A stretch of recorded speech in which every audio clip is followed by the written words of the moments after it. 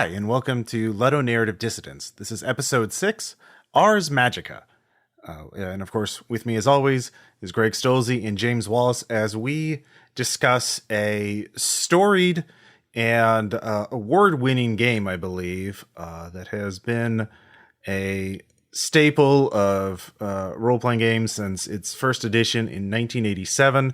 Its latest edition, 5th edition, was published in 2004, I believe. A rather unusual game in many respects. It is Ars Magica is primarily a game of sorcerers and their allies in Mythic Europe. It is based on what the medieval mind thought the world was about, in a sense, and it's about the story of a covenant, not just a group of player character wizards, but also their companions, their servants, and the covenant, which is their sort of bastion, their home, and it takes place over many years in game time, decades perhaps. In some ways, the structure reminds me of Pendragon, both the seasonal aspect and the large worldview, I guess you could say, instead of focusing on single characters. Yeah, this is a very in-depth game. The first game we've talked about that has multiple editions.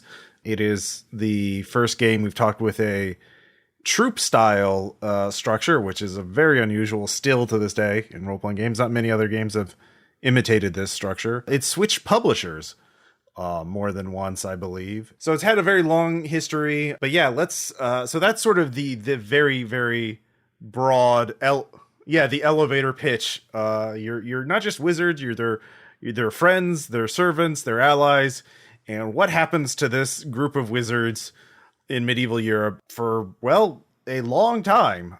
It is. So yeah, Greg, would you, in terms of the broad overview, did I miss anything? No, I just want to sort of unpack some things. It does center, it's very wizard-centric, this whole, you're a wizard, Ethelred, and but you're also a grog and a companion. And for me, I think that is probably the most interesting part of Ars Magica. And you're right that I have not seen this done elsewhere. Troop-style play, to break it down for those of you who don't know how it works, is that instead of having your guy, where you create one bespoke character into whom you pour all your identification, you make 3. And one of them is a wizard. And the wizards are intensely complicated and extremely powerful. The idea of game balance is not just thrown out the window. It's like thrown out the window after a savage beating and maybe having a dry cleaning bag tied over its head. It's like, no. If the wizard wants to, if you optimize as a combat-ready wizard, you're just going to vaporize any grog you meet as soon as they irritate you. A grog is the exact opposite end. A grog character they're sort of the rude provincials of the setting. They're the fighters who protect the covenant. They are the expendables. There's a line from the show Inside Job where the protagonist's horrible father is explaining how the world works to his daughter, and he says, look, there are people like us who run things, and then there are people like him who deliver our pizzas and die in our wars. And that's the grogs, the people who deliver your pizza once pizza is invented and, die so that the wizard can escape or not be inconvenienced. And in the middle, you have companions who are more developed or skilled or, it's very clear in the text that companions are important to the story in the way that grogs are not.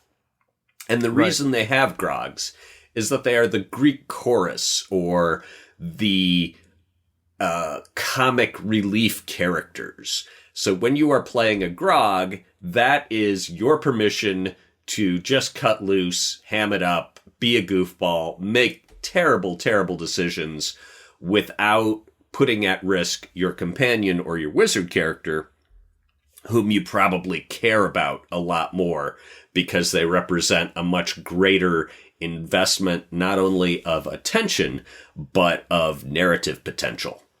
Mm-hmm. So, yeah, I find that really interesting where you could, okay, well, for this session, I'm going to be playing my wizard. So I have to have my game face on and I have to be ready to to engage the very complicated wizardry mechanics and really get down into the nuts and bolts of min-maxing my spells.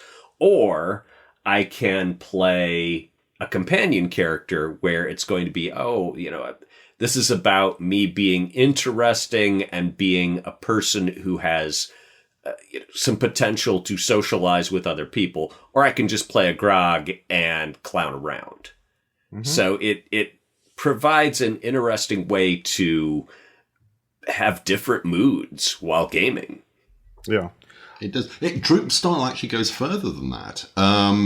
Particularly in the earlier editions, they suggest that you rotate the GMs, that other people take over sessions. The story guide, as Ars Magica has it, that different people can take over that either for a single session or, that one GM can step down, another can take over. That nobody owns this story, that nobody owns this particular covenant, that it's very much a shared construction. And this is really interesting. It's kind of downplayed in both 4th and particularly 5th edition, where it's reduced, I think, to about a page. Because, as you guys have said, this is really interesting, and it does change the dynamic of most role-playing games, which are very firmly one player, one character. Though that's not how I started. I started in the early 80s, at a time when we didn't know, the DM who introduced me to it didn't know many other role players. So I played an entire party of D&D adventurers, and there wasn't much role-playing involved. They were bits on a map, basically. Mm-hmm. But we still had fun with it. And then I think, as a lot of first-time role-players do, you start off thinking of these things as agents, essentially, and then they acquire personalities and silly voices, mostly, is what they're. I will not hear silly voices in gaming disrespected. Oh, God. Yeah. They're an incredibly powerful tool for giving somebody a personality. Mm-hmm. Yeah, I don't care if they're a powerful tool. I just love them. But then when my great unpublished role-playing game, Bugtown, which I spent 3 or 4 years developing in the early 90s, I kind of spontaneously invented this myself. I hadn't read Ars Magica. And at one point, Jonathan Tweed, one of the co-authors of Ars Magica, who had become head of role-play at Wizards of the Coast, was very interested in Wizards of the Coast publishing Bugtown, I think because it was one of the few games that had done something with the idea of troop play, even though I hadn't taken it from them, I'd kind of created it myself. Came to nothing in the end, but for long, tortuous reasons I'm not in a mood to get into, because you don't want to hear me sob. You don't know that. Okay, you probably do, but it doesn't make for great podcasting. You're linking that the old school like D&D style of like you not have one, like it was very common like in the 70s and 80s to have D&D games where everyone controlled their own group of characters, like kind of like their own army of player characters, and seeing ours sort of descend from that, I had not really made that connection. But as our resident European, we haven't really talked yet about the setting of Mythic Europe and what that means, which I imagine is one of the sort of, especially even after reading the book, one of my impressions of this game is that it is vastly more appealing if you have like at least a minor in medieval history. I think it helps. It's a bit like Warhammer Fantasy Roleplay, strangely enough, which was written by a bunch of history graduates, or at least 1 or 2 history graduates, and really helps if you know the history, particularly of the closing days of the Holy Roman Empire, which is basically what the Warhammer, certainly the human parts of the Warhammer world, originally were. It helps a bit, I think. It is very grounded in what is meant to be realistic. It's meant to be the real world. It's meant to be real historical Europe. But with literal dragons, where they say, here be dragons, here be dragons. Yes, but at the same time, the historical personages are there. The developments in the church are happening. Wars are happening. The all of that conflicts is with the going on. Moorish realms. Yeah. Yes. Yeah, we'll come on to that. But I don't think it ever properly engages with how much of the real world it wants to. And this, I'm That's got to be a slider, I'm sure. Yeah. It's not very much. Sure, a lot. Yeah, there's that. And in fact, I'm going to mention the artwork, which I know Greg has opinions on, as do I. I do. But there's one particular illustration, I think it's on page 169, and it's of a medieval cartographer painting this map. And it's actually, I think, it doesn't appear in 4th edition, but the map that he is painting is the map that appears in 4th edition. And it is a realistic, the geography is accurate in a way that no medieval maps were. So this picture appears in 5th edition of someone painting the map from 4th edition of a map that could not possibly have existed at the time. Oh, unless someone was casting Intelligos. Or had a satellite. It just, I don't think the art director was thinking about that, because I don't know what the art director was thinking about. The footnote at this point, the art in 5th edition is not very good. Parts of it are good. They've got Janine Johnston. Yeah. Janine Johnston. Are you sure that's not one of the bits that was in 4th edition? Because an awful lot of the art in 5th edition was in 4th edition. Oh, well, then I don't know where the art was sourced Janine from. Johnson was also in 4th edition, he says, leafing through his copy of 4th here. Well, that makes sense. If I had access to her artwork, I would reuse it. I mean... I don't know. They've got Liz Danforth in 5th. Sure. I think they've got one piece by Liz Danforth. And then there's an awful lot of kind of cartoony pigmen. Yeah, and the first image, when you're paging through, the first image you come to is a full scene page. setter. Yeah. It is Pig Boy Frat Party, and I did not like the Pig Boy Frat Party cartoon. It looks very cartoonish, and I don't know if that's meant to... It's a full page illustration on page 5 of a very cheaply depicted pigmen putting some hut to the torch or marching or something. There's supposed to be, I think, different kind of animal men. There's like a bird in the background now that I look at it. But yeah, it's not a great first impression of the game. The art is very up and down. It's wildly inconsistent. There's even a couple of pieces, and again, 4th did exactly the same thing, that you would swear came out of a role-playing game, a traditional Dungeon Bashy role-playing game. There's mighty feud adventurers in there, wearing loincloths. It's just, this has no place in any kind of vaguely realistic medieval Europe. And yet it won an Emmy Award for its art. It got honourable mention for Best Interior Art in 2005.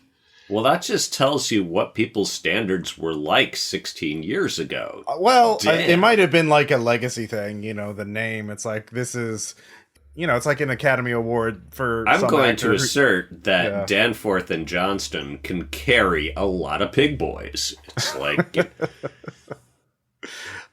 So, I mean, remember also the Ennies are the winner is actually chosen by an online poll, so it's a popularity contest. So ours just had more fans. I guess D&D wasn't competing that year, but yeah, we should also talk a little bit about the before we get too further on the basic mechanics of the game. Before we get into that, one thing I was going to add, because for James is, do you think? How much do you think it would improve your Ars Magica experience if every player was required to read Barbara Tuchman's A Distant Mirror and, who was it that wrote A World Lit Only by Fire? Oh, God, I recommended that in an online forum about 20 years ago and got ripped to shreds. Apparently it's... one should not read that book. Oh, good God! What's wrong? The internet. Though it's a fantastic. It evokes an amazing world. Though apparently that's not the way the world actually was. I'm just a dingus then. But Barbara Tuchman, and I think Tuchman's focusing on like 200 years after Ars Magica's dead. But still, to understand the way that medieval Europe worked, and the book does a fairly good job of explaining a lot of this stuff. But it's it's the dull bits, and it doesn't evoke it particularly well. But what you're creating in an Ars Magica campaign, and it is a campaign game very much. It thrives in the campaign setting. I'm sure it must be possible to play an Ars Magica one shot. I don't think it would be terribly satisfying. If everyone who signed up for it had like a year's experience playing Ars Magica, and it had been written by someone who was deeply in love with Ars Magica, but those are a couple high hurdles to get over. I mean, a lot of people play one-shots because they're like, oh, well, I've never played this, let's get a taste. And you cannot get a taste of Ars Magica. You can only fully grasp it through a 7-course meal of Ars Magica. Mm-hmm. Yes, it's like I just had a flash on a one shot, which would simply be I'd advertise that there were people should bring their Ars Magica mages to a particular room. I wouldn't bother showing up. They'd just have a lovely time sitting around talking to each other in character about their different covenants. That'd be a brilliant way to spend 2 or 3 hours, because you build this community of this sense of the whole covenant, not just you and your companions and your grogs, but the other NPCs around, and it becomes almost this living, breathing community, and it evolves and it changes as time goes on, as the path of the game and I can see how... Oh, I'm sorry, am I interrupting? I was just going to say, and that needs to exist within a believable world, a world that feels real, and I think that's why what they call Mythic Europe, basically early Middle Ages, mid-Middle Ages Europe, works extremely well as a setting for that. I do have a footnote in my notes for the evening about why are Americans so fascinated by medieval Europe. You have, your country has a history of its own, and it's a really good one. And the number of role-playing games that have ever done anything with the same time period in North America, I couldn't name one off the top of my head. Yeah. I mean, there are games coming out like that right now or very soon. Coyote and Crow is talking about like the fantasy version of Native American cultures, like the Cahokia Mound Builders, and yeah, that's a big, complicated question worthy of its own podcast. But that is definitely true. I mean, the facile answer is that a lot of Americans don't actually want to play games starring the people that we genocided because it hurts to think about that. Or that our ancestors genocided, or that other people's ancestors genocided in such a way that we have indisputably benefited from it. It digs things up. Yeah, we also don't learn about them or very much about them. I mean, there's a profound ignorance about that history. This big tabula rasa in what you learn in school, and actually learning about fake lore, fake stories and tales that we've told that are actually not true. That's also a huge problem. But yep. But moving on to So the idea of changing around the GM is, it may be difficult for people who aren't our age to understand what a crazy revolutionary idea this is and how it alters the power dynamic of a game, where oftentimes in the 80s, back when, I weighed 115 pounds and wore a skinny black leather tie, there was a very antagonistic assumption between player and GM. Is, the GM is going to try to give you a sadistic but fair set of puzzles and challenges to get through, and anything less gets you derided as a Monty Hall GM.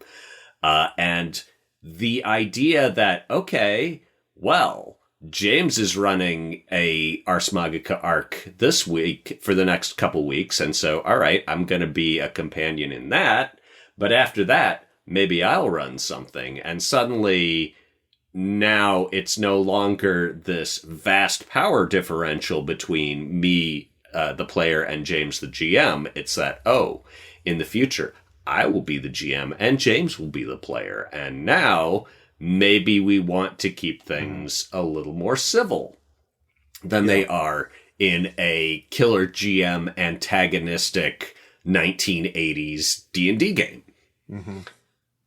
Yeah, I think one of the challenges of this game is the level of buy-in. I think is the highest of any of the games we've talked about so far, because while like Lancer, for example, requires every player to be knowledgeable of the rules and to pay attention when it's not their turn in combat so they can understand what is the optimal, tactical move to make.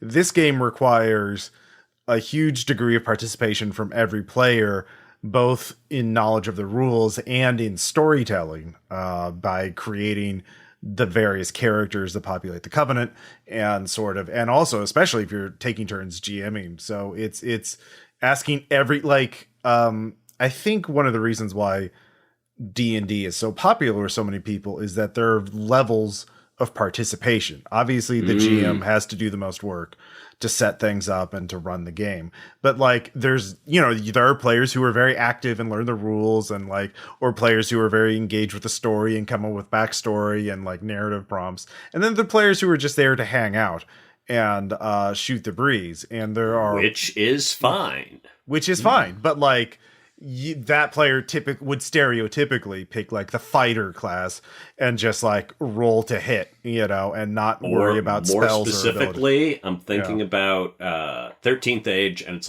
barbarian.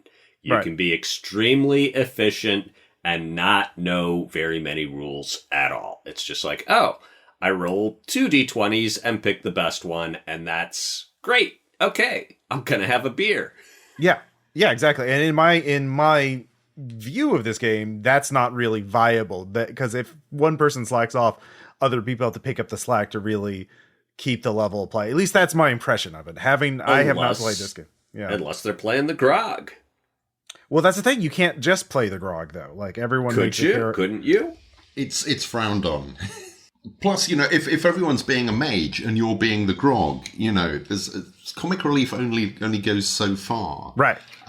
You want to be up at the same level. You want to be having the intelligent discourse about the schools of magic and what's going on, and or at least blow up the dragon with a fireball when the chips are down. Creo Ignum. But yeah, we should get back to the basic mechanics of the game. For being from 1987, pretty slick. Yeah, I mean, are the rules like game today? No, it's a Dreadnought. So I'm only looking at the basic mechanics of the game from 5th edition. I assume it is not fundamentally changed, in that it is rolling a d10, adding a characteristic, an ability, and trying to hit an ease factor or a target number. So if your ability is 6, your characteristic is 5, and then you roll a d10, that would be your roll, and you would compare it against what target number you're trying to get. And 0 is trivial and 24 is almost impossible. And the other thing is that you roll a stress die or dice, and which is another d10. And if that comes up a certain number, then there's a chance of botching the roll. But also a chance for your success to explode. Yeah. So I think that those are the basic mechanics. And what the rules do is create dozens of different types of rolls to research things, to cast spells, to make skill checks. And it's just the sort of older school of here's the basic mechanic. Now we're going to make hundreds of different little cases of exactly how this works. When I saw that there were different rules for encumbrance and burden, I kind of, I'm this is very 90s. This is very 80s, 90s. This is the 80s and 90s in one book.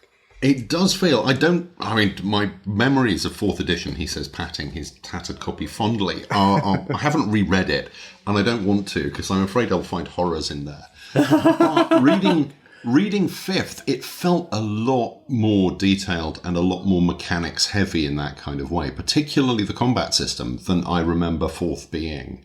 And that as you described the base mechanic, and that's great, and apparently that's basically the mechanic that John Tweed took forward and used in a lot of the thinking around what became D&D 3rd edition, which of course he was one of the lead designers on. You get to the combat system of 5th edition, which is substantially rewritten from 4th, and to the degree that it now works.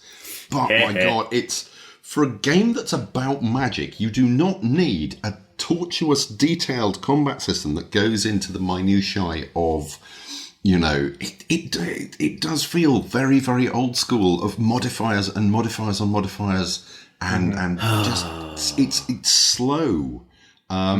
What you need or what I would do if I was designing it, is a combat system that can occupy the grogs and possibly the companions, whether they're magical, if they're not magical, while the wizards are doing the big stuff. I have thoughts about the mechanics and about, and this is, okay, have we covered what it does? Are we moving on to how it does it? Yeah. Because my note for how does it do it is as min-maxibly as possible. I just, sorry, can I just take one step back to talk for one moment a bit more about the magic? Because it is essentially, it's a massive magic system and everything revolves around that. Everything is there to serve this magic system that it has. And the magic system, yes, there are 50 pages of spells, but they are there primarily as examples of the kind of spells that you and your mage can create. And there are the different schools of magic. There are the different houses. It's based around Latin vocabulary. You take out, you were saying, what was it, Creo Ignum? Yeah. My character in the 2-year campaign we played was a Intelligo Vis. Man, you told me about this. Yeah, researching the nature of magic. He was useless. By design. I mean, he was probably the most intelligent man in the Covenant, and he had no useful spells.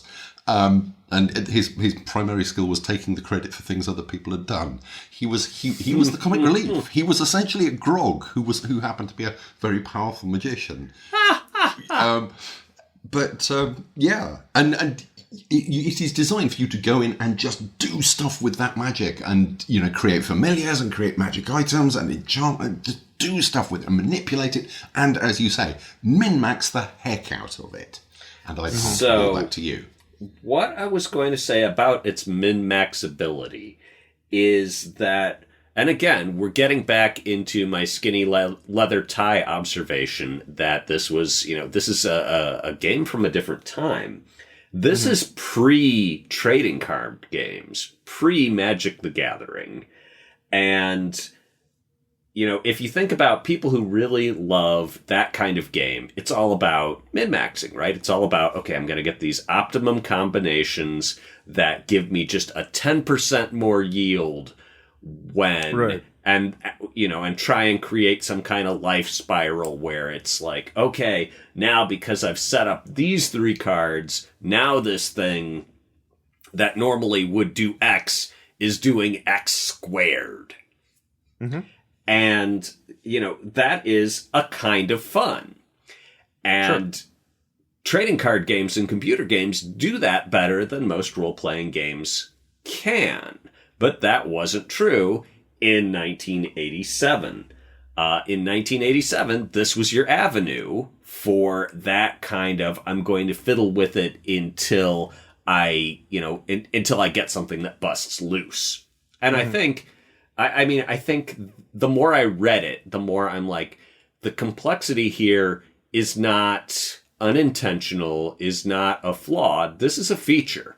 And the way I kind of explained it to myself was, that those like multi-$100 giant Lego Millennium Falcon kits and the like, nobody who buys one of those complains that it has too many pieces. The fiddliness is the point, and I think that's the same with Ars Magica, is the fiddliness is the point. And if you are not going to enjoy the idea of, oh man, yeah, what's going to be the real meat of this is the seasons when my wizard isn't off dealing with mundane crap and can get in the lab and install more spells in his magic item and, transform his familiar into a bigger, more powerful, more intelligent form, that's gonna be the sweet stuff. And I'm like, that, I feel, is maybe not all of the point, but certainly a very powerful point that may not be entirely visible just picking up the game and looking at it. I think, I mean, also in the historical context, that was the style at the time of the 80s and 90s. Certainly D&D was a bit notorious for that, but also even like, White Wolf comes around, changes the paradigm with Vampire the Masquerade. But what is vampire? What is the vampire stereotype now is that it's superheroes with fangs. There's so many ways to min-max your tortured, undead monster. To be much better at killing other undead monsters and vampires. Though to be real, it's all celerity or that Tremere shit. Exactly. See, or the vicissitude, from Chabisset, you can get that aggravated damage easy with just touching people. So yeah, exactly. There's nothing to say about that. Yeah, you might. And there's nothing to say of the less well-designed systems like Palladium and its notorious power gaming. But so yeah, I think that this is just what, like, to a degree, it's part of its time, and that's what a role-playing game was back then. I think is that you had to have a big ass rule book and lots of fiddly bits so you could min-max your stuff, because that's just what games were, I think. But wait, no, because first edition and second, and I used to have second edition. Though they were much smaller books, they were much thinner books than this. Third was a reasonable size, and then fourth and fifth edition are the bloaters. Ouch. Fourth is 272 pages. And the one that we have in front of us, it's 240, I believe. 240. 240, but it is in teeny weeny eye strain-o-vision, and I was reading a PDF. Yeah. I found it very ironic that this game, where most of the people where a large section of its demo is probably going to be people in their 40s and 50s, is printed in a typeface so small. I'm sorry. It hurt me. It hurt me to look at those tiny words. I wonder if the bloat of the rules, as you mentioned, or the expansion of the physical size of the book and the page count, maybe also a change in editorial policy because of change of publishers. Like maybe a new. I know White Wolf did publish this at one point. I believe third edition. So maybe they were like, well, we got to bring it in. I mean, I know there was an attempt to bring it in line, its lore in line with the World of Darkness, because there's the Tremere in Mythic Europe, and there's the Tremere in Vampire the Masquerade. So the publisher was like, well, we know what sells is lots of cool powers and spells and stuff, so we're gonna add some cool powers and spells and stuff, because that will move books in bookstores. Though does it look like a splat book? Does it look like a 90s World of Darkness book with lots of lore presented by unreliable narrators? Because I certainly the main rulebook doesn't. I mean, you'd have to look at third edition to see. So first edition was Lion Rampant. Third edition was White Wolf. Fifth edition is Atlas. Fourth and fifth. Fourth also Atlas. Fourth was laid out and produced by White Wolf, then abandoned, and Atlas, playing its role as the home for wayward games, came in and kind of scooped it up and said, there. All is well, little one. No one will harm you again. Yes. Let's talk. I mean, I'm aware that we've been teetering on the border between what does it do and how does it do it for a while. But let's just talk for a moment about the pedigree of where this game came from. It came out of Minnesota in 1987, out of a bunch of people who'd mostly been at St. Olaf's College together, which does not sound, and I think there was a shared house involved, and they set up this company to do this game. But your core designers are Jonathan Tweet. We've already mentioned 13th Age. We've mentioned D&D 3rd edition. Over the Edge. Designers of the 90s. Over the Edge. a major designer in what we think of role-playing games today, and Mark Reinhagen, who created Vampire the Masquerade. They are the named designers. At the same time, around them, also working on this and working on other things, you have Lisa Stevens, first, I believe, full-time employee at Wizards of the Coast. Paizo, created Paizo, still I think runs Paizo, or at least still involved at a senior level. You have Nicole Lindroos, who is half of Green Ronin Publishing. And you have John Nephew, who founded Atlas Games. You've essentially got still most of the modern role-playing scene, or everyone responsible for creating its roots, in one tiny shared house working on the same role-playing game in 1987. So it's hardly any wonder that when it came out, it won the Origins Award. It won the Audience Choice or the People's Choice. And that was, new games from tiny little publishers did not do that for the Origins Award. This was back in the days when it was kind of easy to stuff the Origins Award ballot. So it was a major surprise when this thing came out. And I don't know if it ran away with it. No, voting totals never revealed. But it's an extraordinary pedigree. The caliber of people. And I've probably missed someone, at least one of the names. So hardly any wonder that we can see echoes of it in Vampire and in D&D 3 and a whole bunch of other systems as well. Which is not even getting into the question of people who worked on it who then slingshotted away from it, where it's like, I'm thinking of Everway, which is in many ways the anti-Ars Magica. Oh, okay, Ars Magica has this very specific setting and these very mechanistic rules. Let's do a game that has a very broad open setting and very gestural impressionistic rules. Yeah. Sorry. No. I mean, that's it. This is the kind of material that is sort of important to understand the context of this game. It's like if you found there was one band where after they broke up, their founding members went on to be in the Beatles and Led Zeppelin and the Rolling Stones. And what's interesting, and like a lot of the ideas that are in Ars Magica never, like, again, the troop style system, just sort of like so you kind of view this game as kind of like their early experiment into new rule systems and new ideas for games. And then they get this feedback from the fans, and then they kind of like, I guess maybe they're like, well, we can't go this far apparently. And so they release more acceptable games for the masses. I mean, that's a cynical way of looking at it, but I'm looking at the history of it on the Wikipedia, and they talk about how Ars Magica viewed Mage the Ascension as Ars in the modern world. But doesn't have Covenant rules to, every Tremere for himself, or every wizard for themselves. Well, they have. I mean, every White Wolf game had some, like, I know in Vampire the Masquerade they're called coteries, which is basically here's your group of here's your cell of murder hobos. That's you. Here's your clan that you are, sullenly. Well, you can all be from different clans, so you can all pick whatever cool clan power you want.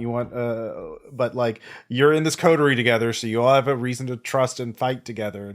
And so that sort of core element of like, actually, there are some important things with ours. Like, you have different houses of magicians, each with a different theme and history. And then White Wolf took that idea and sort of like, well, now it's vampires with clans, and then like, let's build that out. Let's do splats. Tribes with people werewolves. Like splats, and people like splats because splats work. Yeah, splats are a nice balance between getting you a degree of sophistication where your character doesn't just feel like, oh, you have two stats, without having to, okay, so you are going to bake the apple pie of your character. The first thing you're going to have to do is plant some wheat that you will eventually mill into flour to make your crust, and plant an apple tree while you're at it. Yeah, but like, you can see like how the gears, something clicked in Margaret Hagen's head of like, oh wow, I like this idea, and so he just sort of replicated it to a degree with Vampire the Masquerade. using D10s, and again the different clans or houses or tribes or whatever, I forgot what they're called, and traditions in Mage. Traditions, yep. Yeah. I never played Mage, which is probably the most Ars Magica like of the World of Darkness games. Yeah. That's my hot take, people. That's my flaming radical opinion. I'm gonna die on this hill. You know, since we're in how the game does what it does, you mentioned this is sort of like a big picture game where it's about a place over a long period of time. What I'd like to know, James, is like in the, since you actually played a campaign of it, what the actual average game session would be like in terms of like, because it seems to me that there's a lot of bookkeeping in this game of like what your wizard does this season and like what your companions are doing and what your grogs are doing. Is it like that, or do you kind of change focus? Like, because there's a lot of like, oh, your wizard's researching for winter. Let's find out how well he does. Make one roll or two rolls, and then that's how well his research goes. There was some of that. Mostly we did. We didn't play it exactly by the book, and we did kind of the long narrative. I'm not going to say D&D-esque, but traditional role play kind of campaigns. There was a huge adventure to go off and retrieve some stones, which we thought would be a couple of small stones, and turned out to be obelisks. Nice. From the lands of the Fae, which is the other thing we've not mentioned. It's not just Mythic Europe. There are all these other realms as well. You know, there's the Infernal, exactly, heaven and hell. It's all in there, and we had to do that, and that was huge fun. And I think that was at least half a year. I'm going to estimate probably 35 sessions of play, and then we got back, and then there was a huge, almost an evening of just doing downtime and just kind of working through the repercussions of all of that, and what we did next and what we learnt from it. But none of us were particularly bookkeeping types. I mean, the real Fae obelisks were the friends we made along the way. This was the one, I can't remember if I've said this was. I mentioned my character's, thing was taking the credit, having basically been. He did some useful stuff along the way, but he also got in the way an awful lot. But we returned to the Covenant, having slogged these bloody things, literally hundreds of miles.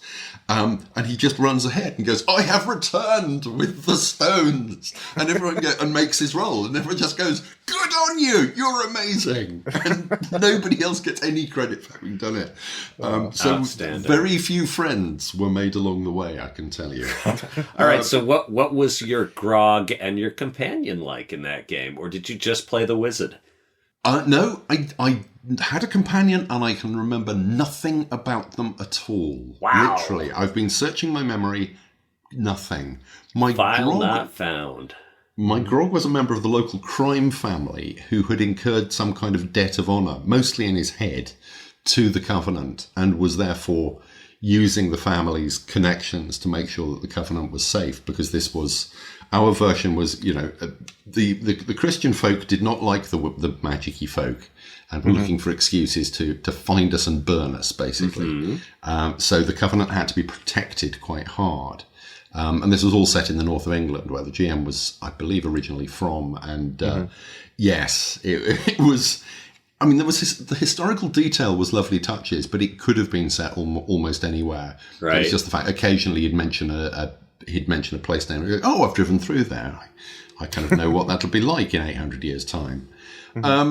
It was... Oh, good. We're going to Scarfolk. It was... Yes, there were elements of reavers as well. Reavers coming down across the Scottish borders and basically causing havoc. It was great. There was always a sense of danger. There was always... We're never allowed to become complacent and just get on with our lovely magic-y bookkeeping. Nice. There was always stuff that needed to be done to protect the Covenant, sometimes against reavers, sometimes against locals, sometimes against the church, sometimes against other magicians. And it kind of petered out, like so many campaigns do. Sure. But it is huge fond memories. It worked remarkably well. We didn't shift GMs around. It was the same GM for the whole thing. I've mentioned it before. Patrick Brady, he was one of the lead designers on the Guardians of Order Tecumseh. Okay. Game. Ah. Which is something I would love to talk about in a future podcast. Hint. Oh, are we doing that now? Because, man, I'm telling you, I got my copy of 1,000-Year-Old Vampire. Well, ready. we got 3 episodes left for listeners to vote on. So All right. Wonder Home. yeah, This is a little bit of a digression, but okay, Ross, if you were gonna, if I came to you and I'm like, we're playing Ars Magica, what would your character concepts be for your wizard companion and grog? So I think with the, I had not actually thought about this until you prompted me right before we started recording, but I think I would play my magus, my wizard would be the mystery cult house, because that sounds neat. Yeah, and I can't find which one it is. I'm looking at the houses right now.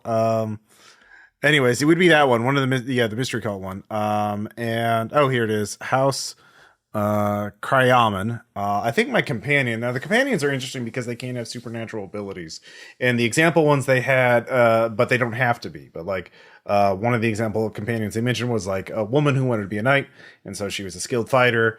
And because companions tend to be misfits or outcasts from society, people with unusual skills and backgrounds, they can be apprentices, but that's not necessarily the best kind of companion. So I was thinking probably like some guy who's like a werewolf. I mean, he's just trying to get cured from that. And then, grog, I would just... Now, I do love peasant funnel adventures from like Dungeon Crawl Classics, where you herd a group of level 0 peasants into a dungeon and see how many if any survive. I would make a lot of grogs, and I would treat them like my Delta Green characters, and see if any of them survive, and be slightly disappointed if they do. Wow. If it was me, I also think I was also Kriamon sounded like the most interesting one. The dudes who change into the shape of their heart animal, I'm like, that could be pretty cool. You know, I could turn into a horse whenever I want to. And I'm like, but then I couldn't have a familiar. And I kind of like the idea of the wizard who's just got, only you understand me, my wizard's familiar. I'm going to teach you how to transform into a human so I won't have to deal with normal humans.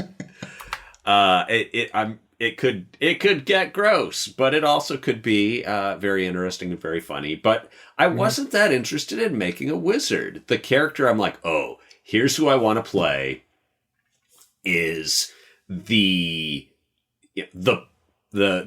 Christian priest who is attached to the covenant, and they had this as an example, and it's like the priest who is in love with some other companion but can't act on it because it will ruin his vow of chastity. I'm like, I would take that and I would ham it up, and it would just be, oh no, we dasn't, 'tis forbidden by the Lord. And I would just roll around like a happy pig in a sty. And for a grog, my thought for a grog would be like this crabby old woman who's not a fighter, but is just like the Covenant laundress, but she's been there since it was founded, and is such a fixture that she can actually talk back to the wizards without being, creo-ignimed into an early grave. That she's just like the, that's just her way. We just we don't try and stop her being rude to the wizards. They're okay with it because no one else can get their bed sheets so white. So I think I think it'd be a treat. Good help is hard to find. She would talk like one of the Pepper Pots from Monty Python, with a fake English accent that would probably make James bite through his own flesh. Oh my god, I've heard so many bad ones. I bet you have. But not mine yet. It's true. Most people who do bad English accents around me are trying to do good English accents. You would be trying to do a bad English accent, and I think that would be excruciating. You people say cooey all the time, right? But the reason I hadn't thought about this is because this is the kind of game, James, you mentioned a few of the games we've reviewed are not your kind of game, and Ars Magica is definitely not my kind of game. So I don't ever picture myself playing this game. Now unpack that for me, Ross, because I know you've done games that are reign based, where it's like, okay, we're going to follow not just as you said earlier, a group of murder hobos, but some sort of larger social clique or movement. And Ars Magica has that. It's like your covenant will develop, and it is bigger and more important than any one character.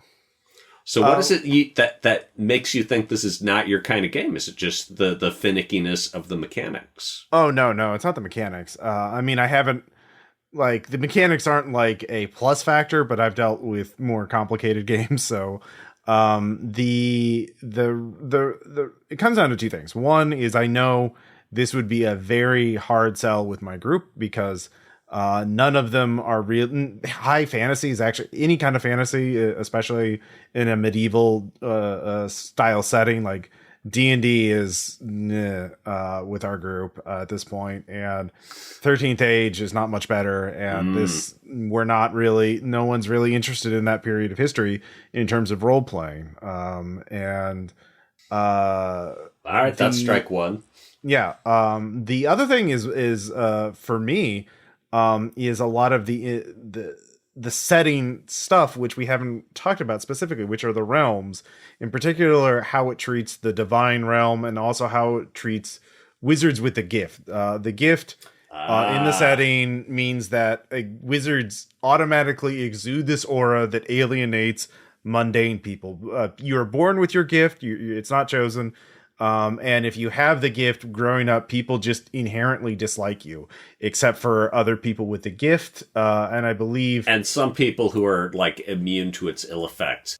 I didn't like the gift because, to expand on that, I don't like the gift because I really hate the chosen one trope, in fiction, that only certain people who are born or destined can receive powers, or they're just automatically better than other people, not because of something they've done, just because of circumstance.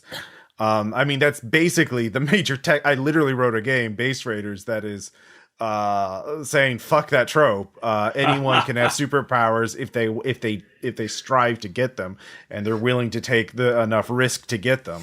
That's literally what Base Raider is about. You can't be born like Batman or Superman. You can just go out and get your superpowers yourself. Steal yourself some Batman. Yeah, exactly. Well, or your super soldier drugs and become Captain America. Yeah. And this is one of my notes is Ars Magica spiritually elitist and undemocratic? Yeah, because it's medieval. Like it's very medieval, and it's at least it reads medieval to me. I don't have a degree in medieval history, so I can't.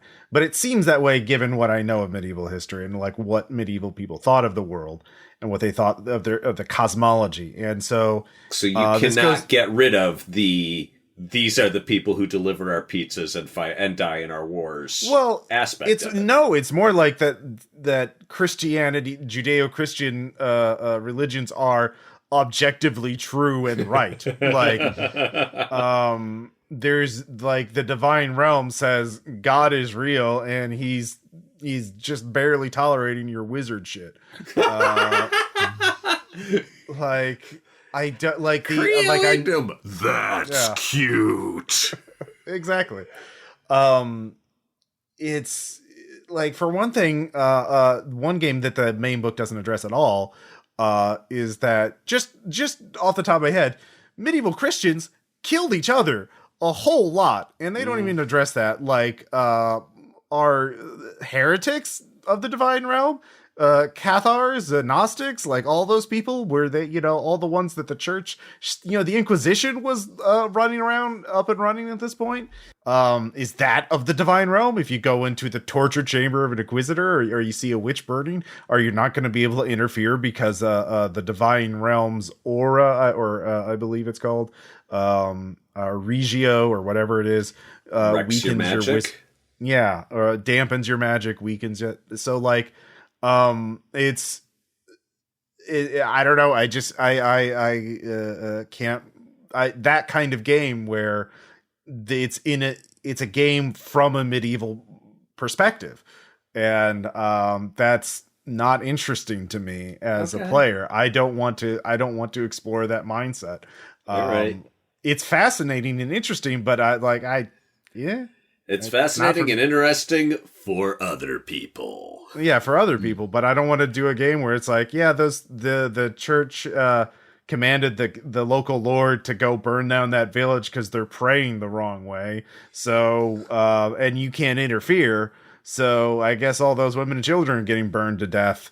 You know, that's, I don't know. I find that kind of game, I think, rather play Delta Green. Yeah, well, Delta Green's all about confronting that horror. It's like, do we kill all these civilians in order to stop the thing from eating the planet? Or at least we think so. We're not sure. Delta Green's about uncertainty, ambiguity, and shades of gray. So you don't like the unambiguous nature of, oh no, God's totally real, and God's totally real. God's totally real, and also he's okay with the faithful killing each other. Angels are real, but they're not going to stop the Inquisition. Like, I don't understand that. Right. If they had made a game where there is the wizards are not fighting the church because the church is too powerful politically, that would make sense. But to say that it has supernatural properties that are observable and repeatable, that they're, empirically true and real, but without addressing the inherent, contradictions of doctrine, to say that not just Christianity, but, Judaism and Islam are both also of the divine realm, but they're at war with each other. Do angels pick sides in the Crusades? Like, I don't know. Too many questions that would come up too quickly in this game for me to. Okay. Yeah. Would you play Ars Magica if you had expressed all of these reservations and concerns and discontents to the GM, and the GM said, okay, I'm going to run a game that is steering straight into that, where you are a wizard asking these hard questions and, fed up to your neck with the church's claiming gods on its side and actually basking in the divine while doing all these shitty things. Would that be a good game for you? Or are you just like, you know what? I just want to leave the whole thing on the shelf. Well, if the divine realm was house ruled, as the rules are, the divine realm wins every confrontation with other realms. Wizards cannot defeat the divine, except when it's sufficiently strong enough. You can't cast a fireball on a cathedral. The realm is too strong. At least that is my interpretation of it. It's the presence of the realm itself that it has greater than magical powers. That would be, so it would have to be so heavily house ruled that would be a different game. I think the nature of the system is that it does lend itself to that kind of house rule. As I said, the version we played, it was, the church was actively hostile to the covenants. Which did you use the divine realm rules a lot, or was that part of we did? Yeah, it's like you cannot do any form of magic near anything that is holy. Holy just cancels it. It is divine Tipex. Yeah. And it was a really interesting force. We didn't explore it in any kind of philosophical way, but I think the room is there that you can do that. And particularly if you're using this alternating GMs or switching GMs thing, that if somebody wants to focus in on something, they can switch the focus of the campaign for a while, and bring those questions to bear. But also, we did just have dialogues as mages talking about the nature of the universe and how things worked from our perception. And that was an interesting way to role play. That was fun. Mm-hmm. The campaign was not progressing, but we were enjoying ourselves and exploring our characters and going in a bit deeper. I mean, to take a step back, there's two ways you can look at it. You can either go, well, all of this stuff has come up because this is the 5th edition of a game, and it's just kind of, it's built on and built on and built on what's gone before, like, you know, the modern cities built on the ruins of medieval cities and so on and so forth. And this is all kind of legacy things, and it's never been quite worked through. But David Chart, who was the developer on 5th edition, has been writing for Ars Magica since 2nd edition, has a PhD in the philosophy of science. He is a guy who thinks about stuff and thinks about the nature of things. And I think there's an element within 5th edition that you're kind of, these elements are there to confront if you want to. You can bring these things to the fore and you can explore them within the context of the game if you want to. I used to know David, I wouldn't say really well, but you know, he was living in the UK at the time. He's over in Japan now, permanently, I think. But yes, he's a thoroughly thoughtful person. This is, I get the impression that pretty much everything in Ars Magica 5 is there for a reason. He's not there simply for legacy issues. Yeah, I mean, and also, to be fair to this game, like, there are over 40 supplements for 5th edition, is my understanding. At least that's what it says on its drive-through page. And so I would be highly surprised if some of these supplements do not address some of the issues that I've had with the main game. But so yeah, but that's why this game is not for me. That's why I would not be highly motivated to run a campaign of it, among the fact that my players definitely wouldn't want to play a campaign of it, for the reasons I've sort of outlined. But yeah, it's a fascinating game. Greg, do you think you would run a campaign of it anytime? Ooh, I would be more tempted to strip out the good bits and put it in probably a one-roll engine thing. You know, I'd run it with rain, but with a specific magic system where it's like, oh, okay, you've got, 3 dice in Intello and 2 in Animal. But I could, being having had decades of Bible study with intellectually curious friends, yeah, I think I could run a very deep and interesting and intellectually and emotionally challenging game based around, okay, if God is real and we can prove his presence because he, nerfs our magic every time we go in the cathedral, why is the church able to do all these crappy things? I think I could handle that with, some verve and aplomb. Yeah. That sounds really interesting. Yeah. Man, it'd be a ton of work, though. Yeah. God, that'd be a job. That'd be a fucking job, I think man. That's also another reason why the game is not for me, because again, like I mentioned, the buy-in, like everyone, because you're not just making a grog, well, a wizard, a companion, and at least one grog. You're sort of, I mean, how much did James, when you were in a campaign, how much did all the players contribute to building the Covenant in terms of like figuring out its story? Not really. Again, we had a GM who loved doing that kind of stuff, and we were very happy to let him do it for us. And it was a delight, and his stuff was better than what we could have come up with because he knew the area, and either he knew the history of the area or he was really good at making it up. But we mostly mucked it. We had fun with our characters. It was a very character based campaign, the one we played. Which I think is, if I were to go back to it, would be kind of the way I approached it. I think it's a really interesting way of juxtaposing characters on a very basic level, different power levels, but also, different class structures, the way they perceive the universe is completely different. And juxtaposing that and having fun with that is really... It's done right with a good GM. It's absolutely delightful. Plus, as I've said, along with, I would say, Ron Edwards' Sorcerer, it's one of the great games that isn't just a list. Take a step back. It's one of the great games with a magic system that isn't just a big list of spells. Mm-hmm. It really explores magic. It encourages you to do interesting things with magic. to kind of interrogate almost the nature of it. And I think everything that you've been saying about, the conflict between the realms, the nature of God, that all enters into it.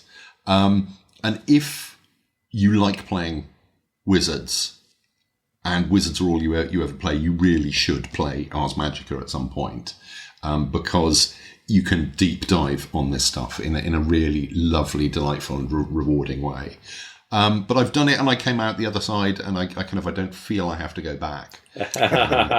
I'm at the stage where earlier this evening, on a train, in fact, I came up with a game where all the players are restaurant critics, and I think that's what I'm doing next. Yeah. All right. Yeah. Oh, it's good. It's good. Trust me. We trust you, James. Mm-hmm.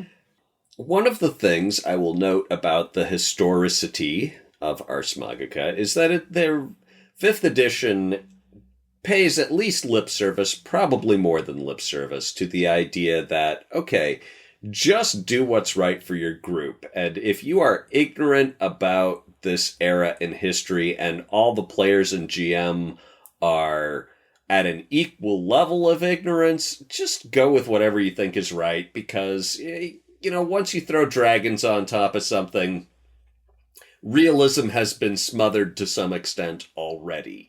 On the other hand, if you are all, miniature Ken Heights who adore history and voraciously study it, that can only make your game stronger as long as you don't turn it into a pissing match about, well, actually, the Anabaptists believed this at that time before the.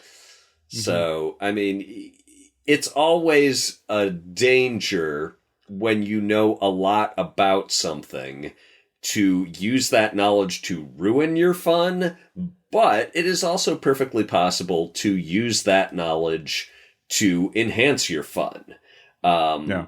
I'm trying to remember which game it was. I was running something, and I had, pulled out a plan that I think it might have been biology or mycology or something. It was probably Delta Green. Mm-hmm. And it turned out that one of the players knew a lot about this. And I'm like, cool. What I want you to do with that is find a way to make this more believable and more interesting without fucking up my shit. Mm-hmm. Help me make this game better instead of finding a way to fight against the narrative. Yeah. To fight against the narrative. Yeah. I'm like, I welcome your input and expertise to make this stuff that I know you're going to say couldn't happen for like 6 reasons, but think of one reason it could. And, once they got in that mindset where it wasn't antagonistic but cooperative, it worked great. I think that's the reason why, like, the Ars players who really stick with it, the fan base, I think they're all of that mindset, because what I see, I read a bunch of discussions about Ars Magica in preparation for this episode, and there were 2 categories of comments when people were talking about it in general. Like, one was, "Oh yeah, I've heard of that game. It's really interesting. I've never played it." And the other one, of course, was, "Oh yeah, I've had a 20-year campaign. It's the greatest experience of my life. It's the greatest game ever made, and I love it." There was no in between.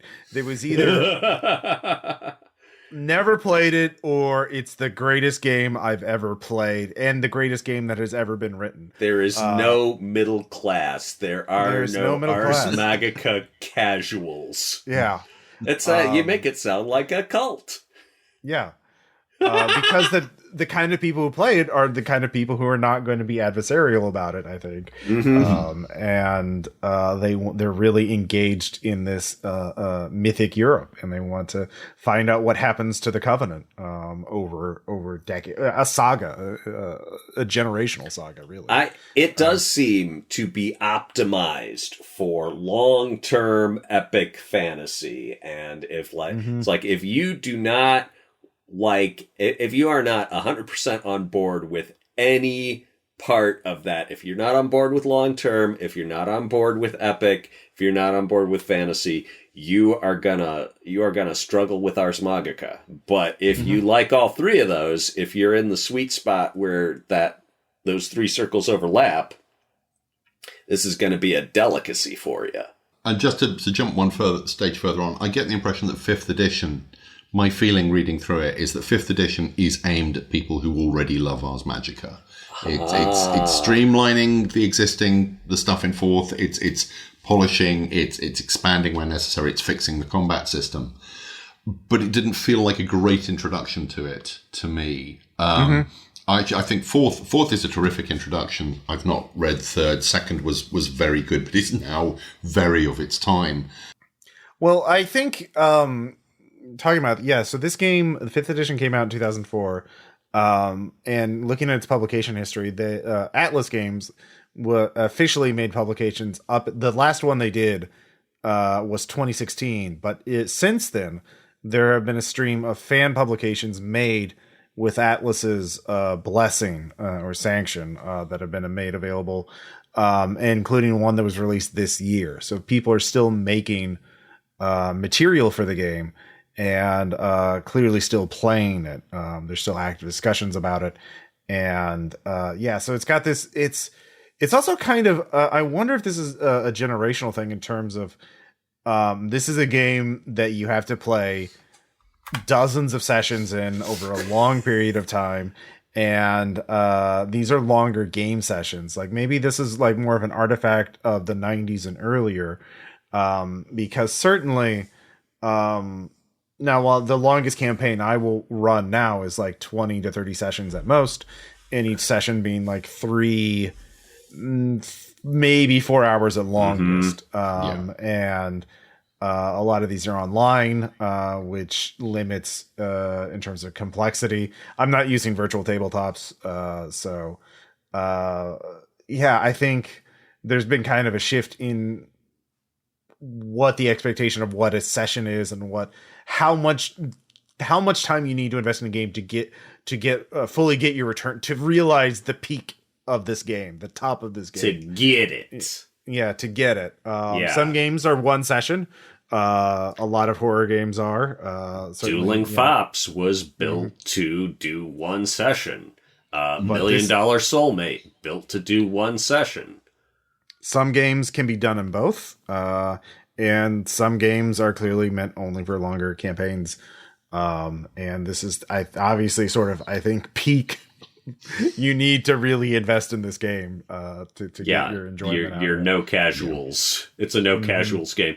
And I am shocked and dismayed looking at 4th edition to see that I think the typeface is even more cramped than 5th. Holy cow. It's wildly up and down. There are places where it's really tiny, and then there are places where it's really big and massively leaded as well. The layout has never been great. It's never been particularly strong, which is a real shame because it deserves a layout that lets it sing. I'm going to go do a little kind of a rant. I think the mechanics are fine, but I have this thing I talk about, the difference between mechanics and structure. And, it's the difference between a car's engine and a car's chassis. Right. What makes Ars Magica special is the structure. This idea of troop play, the idea of being able to cook your own magic within their existing system, but you come up with the spells, you come up with what you want to follow and what disciplines you want to perfect, and all the rest of that. I think that's what really makes it particularly interesting. Well, it doesn't seem there's a lot of support in terms of the rules of here's how a troop session should go. I mean, I think maybe this is going back to your comment about how this is a game for existing fans.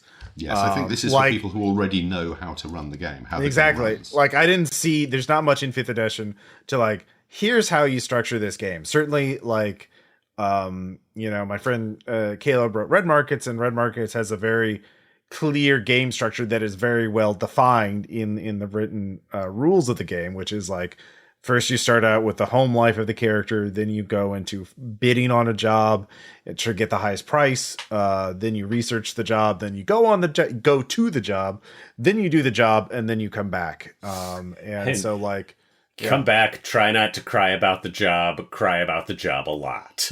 Yeah, spend all your money to heal your emotion, heal your emotional trauma as best you can. That is also Blades in the Dark, right?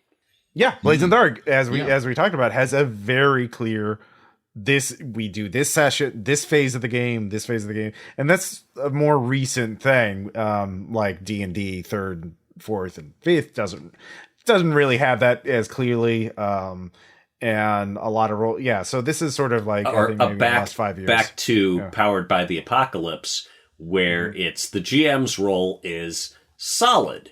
It is, the players do X, and that triggers you choosing between some form of Y, as opposed to much more fluid games like Ars Magica and other older games where it's like, okay, as GM, you just have this broad mandate to create a story framework through which the players will fall like pachinko balls careening off pegs. Right.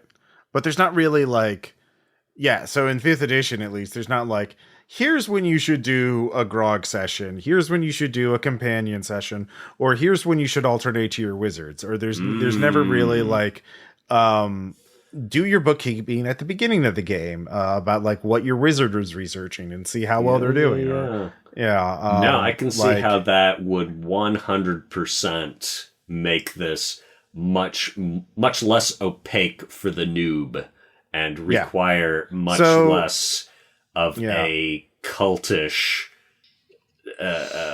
sense of I've played enough Ars Magica that I can run it now because I have a instinctive sense of how a session goes and how sessions form together to build a campaign. Okay, yeah. I love the idea of the troop, but I would love to see a better structured troop system in a game because think about like a lot of your favorite television shows where it's not just like, here's the main character. No, there's like a cast of characters. I mean, most like comedies and dramas, they'll have like, an A plot, a B plot, and maybe even a C plot running through. And so that everyone can know to dread the Joey episodes. Well, I mean, think of like, I recently watched Squid Game, and Squid Game is a very popular show on Netflix following a lot of characters. There's one main point of view character, but we alternate to another point of view character at certain times, actually several characters. So we follow multiple plot threads, and certainly as characters are killed in the show, you would have to have some sort of system of jumping between them. So, because if you're like, I made this character in our Squid Game RPG, and then, he got killed in the first game. Great. Now I'm useless for the rest of the campaign. So you would need the troop system would be a great way of handling that. But, actually, boy, that actually maps on really well. Now that I think about it. Have you seen the Squid Game? Because I have not. It sounds like too much of a bummer. I can depress myself without Netflix's help. Yeah, but it's a really good bummer. You feel terrible and cathartic at the same time. Yeah. I watched the first two, but I'd watched Alice in Borderland, which is also a Netflix series with a remarkably similar premise.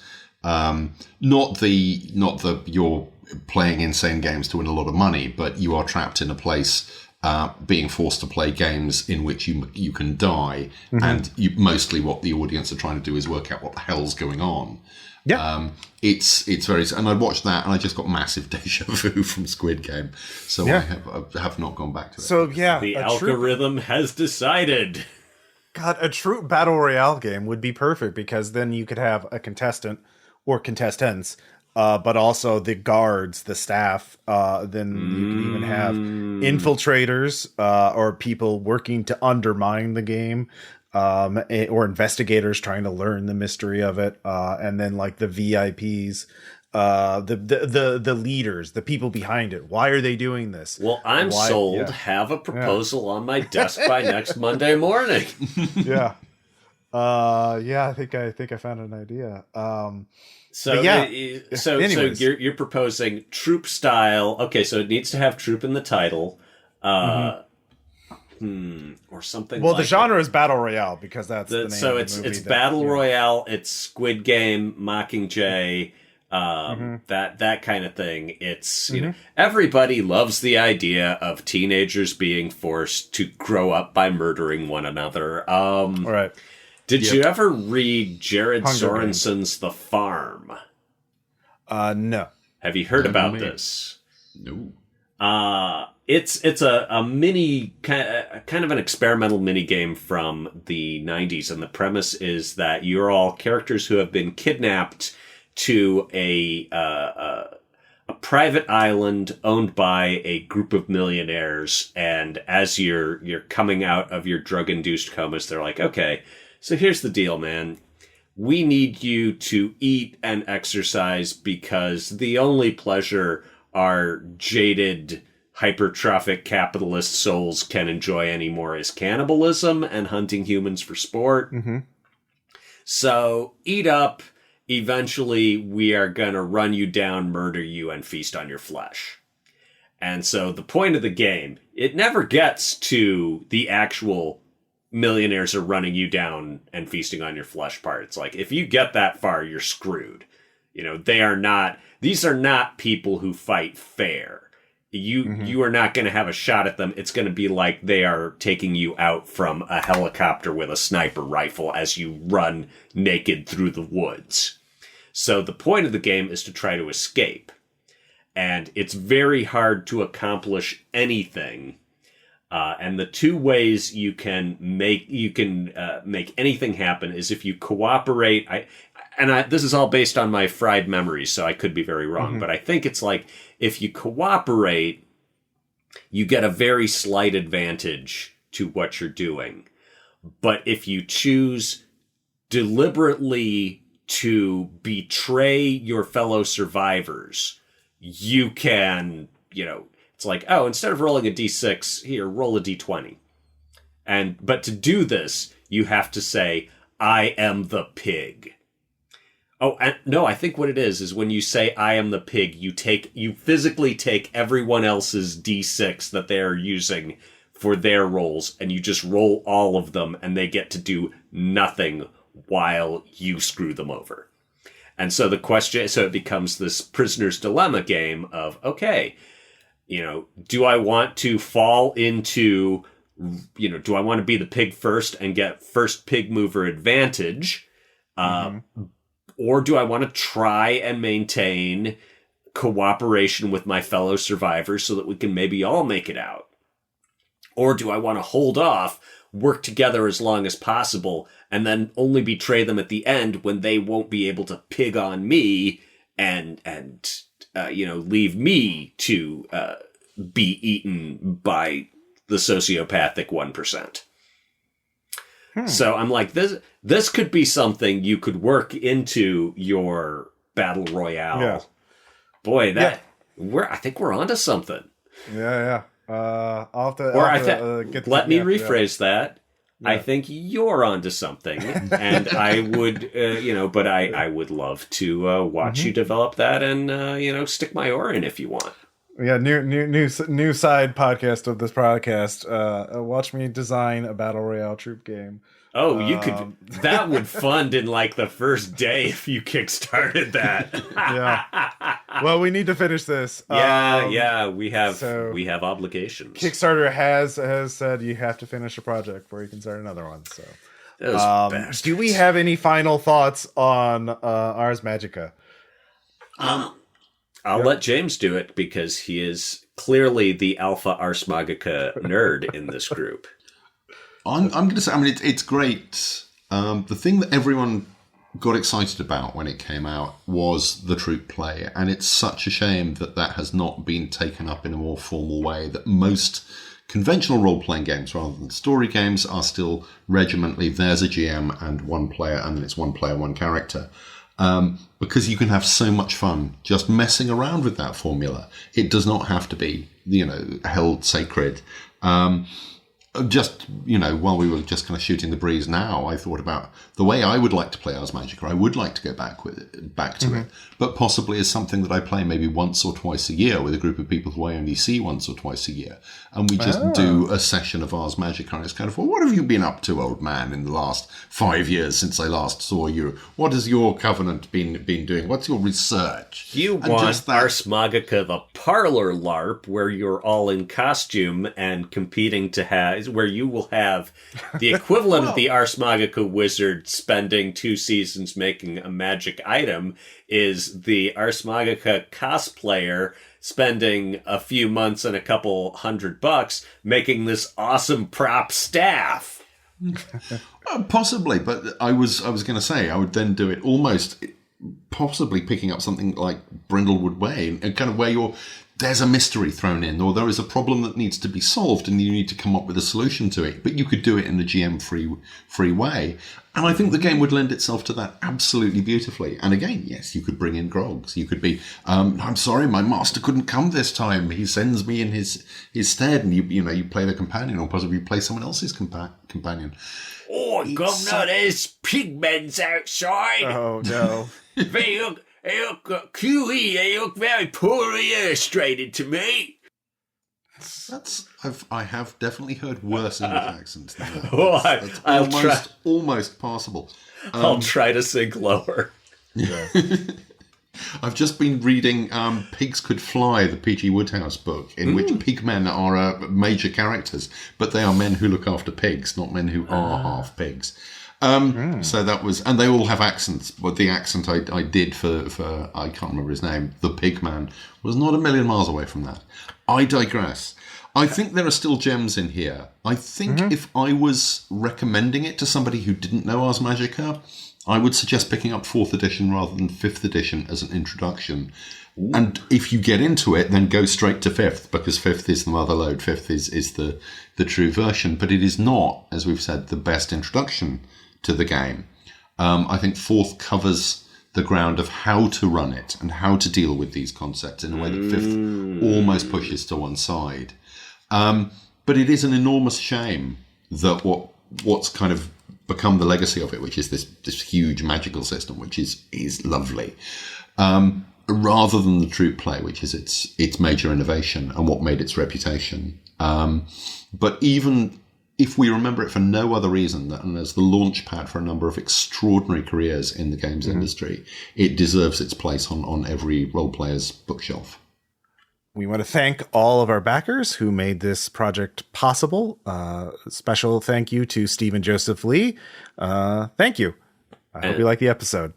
And I'll say the same to Evan G. Colon. Thank you for backing us and allowing us to bring you this stream of audio. I want to say wisdom, but it's spelled like WHIZZ-DUMB.